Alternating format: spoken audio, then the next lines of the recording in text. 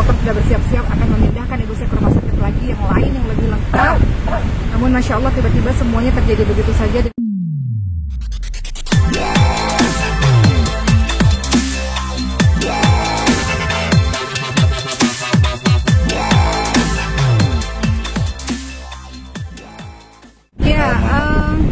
Hari ini ibu saya masih berada di ICU di Jakarta.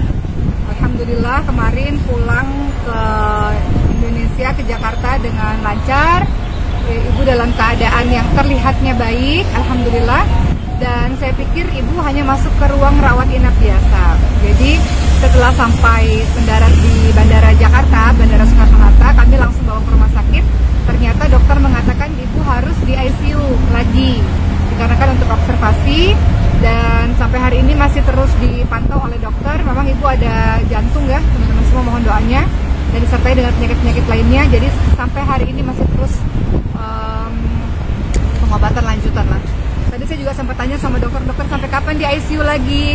Kemudian dokter mengatakan kami belum tahu, tapi ya kalau bisa lebih cepat keluar dari ICU lebih baik. Hanya saja karena ibu ini pasca henti jantung ya, pasca kardiak keras, gagal jantung, jadi masih sangat rentan sehingga memang harus terus diawasi 24 jam seperti itu. Tapi yang buat saya lebih tenang tentu keadaan ibu saat ini lebih baik jauh dibanding dengan ketika berada di ICU di Kota Mekah. Ketika berada di ICU di Kota Mekah badannya dingin gitu ya, pada hari pertama koma di rumah sakit. Kemudian kulitnya kuning, pucat, nggak kayak kita nih, kulitnya ada warnanya gitu. Tapi semua alhamdulillah sudah terlewat. Yang berada di Kota Mekah sudah luar biasa ya. Semua kejadian itu masih terekam di lastik kepala saya karena saya melihat semuanya, setiap detiknya, dari mulai henti jantungnya, dari mulai mereka CPR ya, menekan-nekan dada ibu saya, dari mulai ibu saya dingin, dari mulai ibu saya tidak berwarna, kulitnya kuning gitu ya, pucat, tapi akhirnya berangsur-angsur berwarna kembali kulitnya, sampai sekarang sudah bisa bicara walaupun belum bisa berjalan karena masih sangat lemah, tapi beliau sudah dalam keadaan yang sangat baik. Semua dokter, tidak hanya dokter di Arab, di Mekah, tapi juga dokter di Indonesia mengatakan Masya Allah ini kasus yang sangat langka, beliau bisa bertahan sampai sejauh ini. Maka terus diberikan support untuk ibu, karena kalau kita berikan support, karena yang paling penting bagi orang sakit itu salah satunya adalah semangat hidup ya, semangat untuk sembuh itu nggak boleh hilang, itu harus diberikan oleh orang-orang sekitar. Maka tadi dokter berpesan sebelum saya datang ke tempat ini untuk syuting tadi, saya sama Richie sama Rian ada di ICU, dan tadi dokter berpesan kepada kami untuk terus memberikan semangat kepada ibu. Jadi kalau teman-teman tanya keadaan ibu bagaimana sekarang, alhamdulillah beliau berbicara, beliau memahami. Kalau saya tanya ibu kenapa kemarin terjadi di Mekah, ya, ibu hanya menjawab kecapean, ibu nggak tahu apa-apa. Beliau nggak tahu apa yang terjadi selama 11 hari beliau di ICU, tapi saya pikir itu bagus lah, beliau nggak perlu tahu banyak hal bagaimana keadaan beliau. Ibu hanya mengatakan ibu kecapean, tapi alhamdulillah saya selalu mengatakan ibu semangat ya. Memang kemarin saya sempat mengatakan kenapa ya aku nggak bisa gerak, aku nggak bisa jalan, sempat kadang-kadang ada rasa putus asa, tapi saya katakan ibu nggak apa-apa, pelan-pelan sembuhnya. Yang jelas harus banyak makannya, harus banyak bergeraknya supaya bisa lebih cepat pulih. Jadi saya pikir untuk orang-orang yang merawat orang sakit ini, termasuk saya, dan saya yakin banyak teman-teman yang merawat ibunya yang sakit atau anaknya yang sakit atau siapapun yang sakit, kita sendiri harus kuat supaya bisa menguatkan orang yang sakit. Kalau kita sendiri lemah, bagaimana kita bisa menguatkan orang-orang yang kita cintai untuk bisa kuat dan bertahan. Oke, kemarin sempat bilang sebetulnya ibu saya punya riwayat penyakit autoimun sejak 17 tahun yang lalu karena mengkonsumsi obat belasan tahun, sehingga ibu ada berbagai macam penyakit komplikasi. Kemudian ketika berangkat haji sebetulnya dalam keadaan stabil. Ketika berangkat haji di Kota Mekah memang panas sekali di sana, dan haji itu sesuatu yang tidak mudah ya teman-teman, karena itu kan ibadah fisik yang sangat luar biasa. Banyak juga teman-teman kita yang sudah berumur dan tidak bertahan gitu.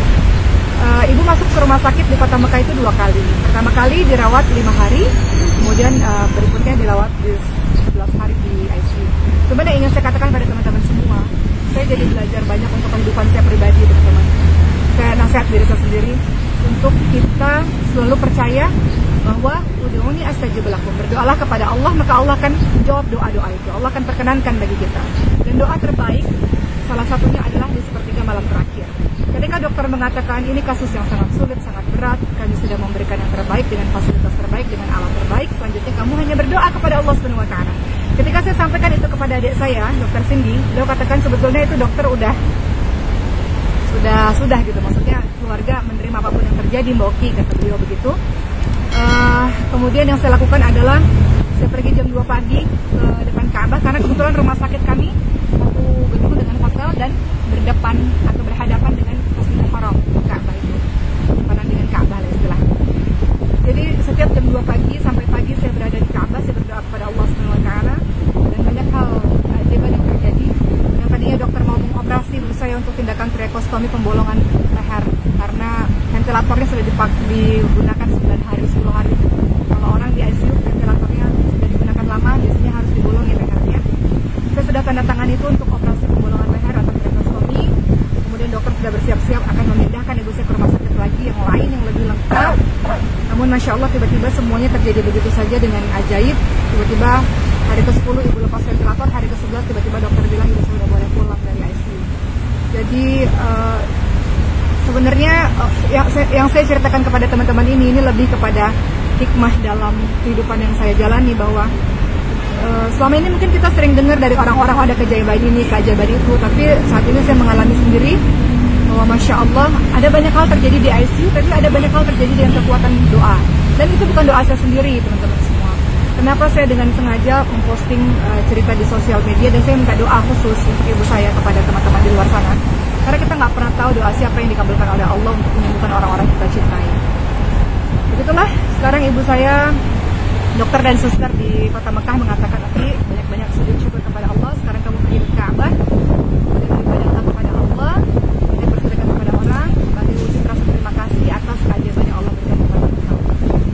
Jadi ya mudah-mudahan kisah ini membuat saya menjadi orang yang lebih baik, karena saya lihat setelahnya kematian depan mata, dan Allah setelahnya memberikan kesempatan lagi gitu. Semua terjadi di depan mata saya, jadi saya mau jadi orang lebih baik. Teman-teman doain ya, semoga dengan kejadian ini ada hikmah yang baik yang bisa saya ambil untuk saya dan keluarga. Oke, kabarnya ibu juga ada ini ya, Pak pernah cerita wisuda Quran. Oh Ibu iya, boleh jelasin betul. sih? Ibu saya dalam keadaan koma di rumah sakit di ICU. Namun dokter mengatakan walaupun dia koma tapi dia dengar. Jadi kamu bisa berdoa apapun dan kamu bisa baca Quran sesuka hatimu. Jadi setiap kali saya baca Quran, ibu saya menangis, teman-teman semua. Jadi keluar air matanya pada saat matanya terpejam. Jadi saya tahu bahwa walaupun orang koma dia masih bisa mendengar. Karena bagaimana mungkin air mata itu bisa mengalir. Setiap kali saya mengaji, membaca Al-Quran, air mata itu menetes, teman-teman semua. Saya ingat beberapa hari kemudian ibu saya bisa membuka matanya. Walaupun matanya nggak bisa mengikuti saya, artinya hanya lihat kosong. Dan ketika saya tanya pada ibu saya, ibu selalu mengatakan ibu ingin menyelesaikan hafalan Quran. Ibu selalu mengatakan ibu mau seumur hidup ibu bersama dengan Quran. Saat ini ibu belum selesai hafalan Quran. Ibu saya baru 10 juz, teman-teman semua. Kemarin baru wisuda. Jadi saya katakan, ibu selalu bilang ketika ibu sehat, ibu mau hafal 30 juz Quran, ya Allah, mau dilancarin Qurannya. Saya katakan pada ibu harus punya semangat untuk itu. Selesai hafalannya, jadi ibu semangat ya. Dalam keadaan di ICU itu beliau mengangguk. Nah pada saat beliau mengangguk itulah kemudian saya punya harapan besar bahwa ibu saya bisa bertahan. Ketika saya katakan ibu mau selesaikan hafalan 30 juz Al-Qurannya, ibu masih perlu waktu untuk menyelesaikan itu, masih perlu waktu untuk terus belajar Al-Quran, dan beliau mengangguk. Jadi saya di hati kecil saya ada harapan besar untuk ibu saya, walaupun seluruh keluarga adik-adik mengatakan kami udah ikhlas, oke ikhlasin ibu, jangan memberatkan ibu. Semua teman-teman mengatakan begitu, keluarga mengatakan begitu, adik-adik, Rifki, Cindy, semuanya sudah dalam kondisi yang ikhlas dengan apapun yang terjadi, ridha dengan apapun yang terjadi. Namun pada saat itu susah ya teman-teman sekalian, perasaan dimana kita ridha, terima dengan takdir Allah, tapi di satu sisi ada harapan besar gitu. Itu perasaan yang memang nggak mudah sebetulnya. Tapi saya dengan ibu yang mengangguk itu, saya punya harapan besar bahwa ibu bisa bertahan. Ya Alhamdulillah, dokter mengatakan ibu kamu punya semangat hidup yang tinggi, sehingga itulah yang mungkin salah satunya yang membuat dia bisa bertahan sampai hari ini. Jadi saya mohon doa lah dari teman-teman semua. Saya bersyukur kepada Allah terlalu banyak kebaikan yang Allah berikan. Pada saat serangan jantung itu datang, dokter ada di kamar saya. Pada saat ibu saya henti nafas, rumah sakitnya berada di bawah hotel kami. Bayangkan kalau dokter tidak datang, bayangkan kalau hotelnya jauh, kami harus naik kendaraan berapa menit yang terbuang. Sementara kalau sudah 7 menit atau 10 menit ke atas henti nafas, berarti sudah susah untuk tertolong. Jadi setiap menit itu sangat berharga. Jadi Allah buat ketika serangan jantung dokter ada di situ, visit ke kamar kami. Allah buat rumah sakit itu berada di bawah hotel kami. Allah buat saya ketika kejadian itu pun ada di situ. Terbayang kalau saya pada saat ibu saya sedang henti nafas atau gagal jantung itu saya berada di luar, saya tidak terbayang. Jadi itu yang terjadi selama saya haji, teman-teman semua, sebuah pengalaman yang sangat mahal buat saya. Dan saya cuma mau mengatakan untuk diri saya dan kita semua, kalau kita meninggalkan sholat malam, berarti kita tidak merasa benar-benar perlu kepada Allah Subhanahu wa Ta'ala. Jadi kalau kita merasa kita perlu kepada Allah, maka jangan pernah tinggalkan sholat malam itu, karena dahsyatnya doa-doa yang Allah kabulkan pada saat sholat malam. Jadi saya hanya berdoa kepada Allah, semoga teman-teman yang Allah berikan orang tuanya sakit atau anaknya sakit, orang yang